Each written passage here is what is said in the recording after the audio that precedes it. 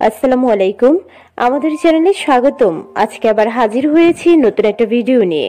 আজকের ভিডিও, গর্ভাবস্থায় সারাদিন শুয়ে বসে থাকলে বাচ্চার মাথা কি বড় বা লম্বা হয়ে যায়? তাছাড়া বাচ্চা কি অতিরিক্ত ওজন ধারণ করে?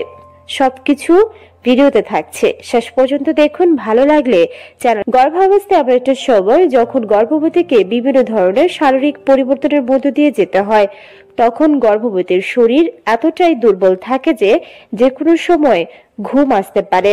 অনেকের আবার উল্টোটাও হতেও দেখা যায়। হরমোনের ক্ষরণের ফলে অনেক সময় চোখে একেবারে ঘুম আসেই না, ঘুমহীন রাত্রি কাটাতে হয়। অনেকে তো গর্ভাবস্থাকে অসুস্থতা ভেবে সারাদিন শুয়ে বসে থাকতে চায়।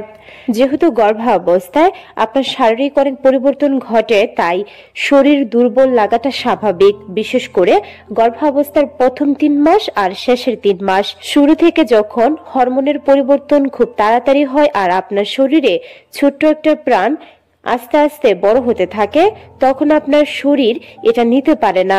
শুধুমাত্র আপনার একার জন্য কাজ করে না বলে তখন আপনাকে একটু বেশি কাজ করতে হয়, যার ফলে খুব দ্রুত আপনি ক্লান্ত অনুভব করবেন। তাই ঘুমানো বা বিশ্রাম নেওয়াটা জরুরি। ঠিক একইভাবে গর্ভাবস্থার শেষের দিকে গর্ভের বাচ্চা প্রসবের জন্য প্রস্তুতি নেয়। এ সকল কারণেই গর্ভবতীকে একটু বাড়তি পরিশ্রম করতে হয়। তাই যে কোনো সময় ঘুম আসাটা স্বাভাবিক। আর এই ঘুমানোটা দেখেই অনেকে হয়তোবা কমেন্টস করে বসতে পারে, আপনি এত বেশি কেন ঘুমাচ্ছেন? আপনার গর্ভের বাচ্চার মাথা লম্বাটে হয়ে যাবে বা মাথা বড় হয়ে যাবে, এমনকি গর্ভের বাচ্চা অতিরিক্ত ওজন ধারণ করবে, যার ফলে আপনি নরমালি কখনই বাচ্চা প্রসব করতে পারবেন না। আসলে কি এ সকল কথার কোনো ভিত্তি আছে? সরাসরি বলতে গেলে না। তবে অতিরিক্ত ঘুমের ফলে গর্ভের বাচ্চার এবং গর্ভবতীর কিছু তো ক্ষতি হয়ই। সারাদিন শুয়ে বসে থাকার কোনো প্রশ্নই নেই। যেহেতু গর্ভাবস্থা কোনো অসুস্থতা নয়, তাই নিজের স্বাভাবিক জীবনের কার্যকলাপ বা কাজকর্ম চালিয়ে যাওয়া বা অ্যাক্টিভ থাকাটা জরুরি। গর্ভাবস্থায় 9 ঘন্টার বেশি ঘুমালে গর্ভের বাচ্চার ক্ষতি হতে পারে বা গর্ভাবস্থা ঝুঁকিপূর্ণ হয়ে যাওয়ার সম্ভাবনা বেশি। দিনে আধা ঘন্টা অন্তত হালকা ব্যায়াম করুন, যেমন জোর কদমে হাঁটা, যোগ ব্যায়াম করা বা কিছুক্ষণ ধ্যান করা। তা না হলে ওজন বেড়ে যাবে, ডায়াবেটিক্স বা হাই প্রেশারও হতে পারে।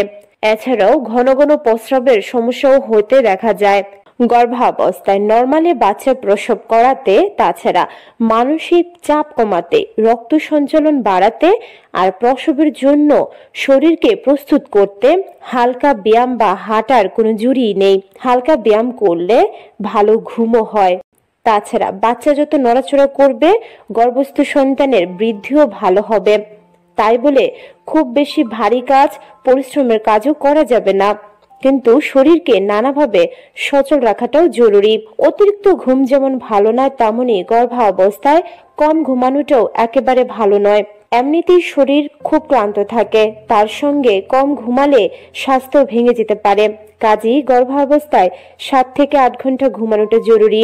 তবে যারা নরমালি বাচ্চা প্রসব করাতে চান, তাদের কিন্তু অতিরিক্ত ঘুমানো যাবে না বা কমও ঘুমানো যাবে না। নিজের শরীরের প্রতি যত্ন নিতে হবে, তাহলে নরমালি বাচ্চা ডেলিভারি করানো সম্ভব।